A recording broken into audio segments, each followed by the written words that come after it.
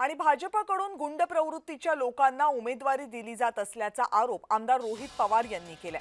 जामखेड नगर परिषदेसाठी रोहित पवार यांची प्रतिष्ठा सध्या पणाला लागलेली आहे आणि या संपूर्ण निवडणुकीमध्ये भाजप आणि राष्ट्रवादी काँग्रेस शरदचंद्र पवार पक्षामध्ये आरोप प्रत्यारोप होत आहेत। आमदार रोहित पवार यांच्याशी बातचीत केली आमचे प्रतिनिधी गिरीश राजकर यांनी। राज्यामध्ये नगर परिषद नगरपालिकेच्या सार्वत्रिक निवडणुकीला सुरुवात झालेली आहे। आपण सध्या आमदार रोहित पवार आपल्यासोबत आहेत। दादा, एकंदरीत निवडणुकीला सुरुवात झालेली आहे, मतदान सुरू झालेलं आहे।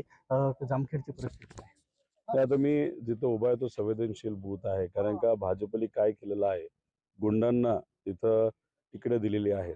दडपशाही बऱ्यापैकी बूथवर त्या ठिकाणी आम्हा सगळ्यांना जाणवते। आम्ही संधी देत असताना शेतकऱ्याला दिली आहे, आम्ही किराणा दुकानदाराला दिली आहे, आम्ही मेडिकलच्या दुकानदाराला दिली आहे, शिक्षकाला दिलेली, शेतकऱ्याला दिलेली।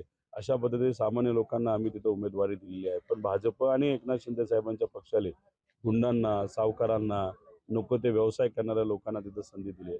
त्यामुळे ही लढाई सामान्य लोक विरुद्ध गुंड अशी तिथं होणार आहे। मी माझ्या इलेक्शनच्या वेळेस मी मतदारसंघात नव्हतो, इथं असणाऱ्या कार्यकर्त्यांनी आणि सर्वसामान्य लोकांनी माझी इलेक्शन खांद्यावर घेतली होती मी नसताना। आता माझी जबाबदारी आहे की या कार्यकर्त्यांच्या पाठीमागे भक्कमपणे उभा राहायचे। त्यामुळे माझ्यासाठी ही निष्ठेची, माझे कार्यकर्ते हे निष्ठावंत असल्यामुळे मी त्यांच्या पाठीमागे आहे।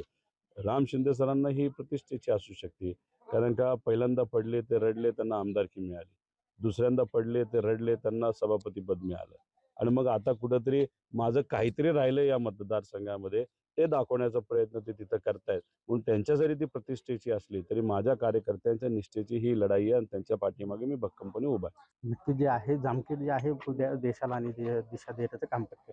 गिरीश राजकर, जय महाराष्ट्र न्यूज, जामखेड, अहिल्यानगर।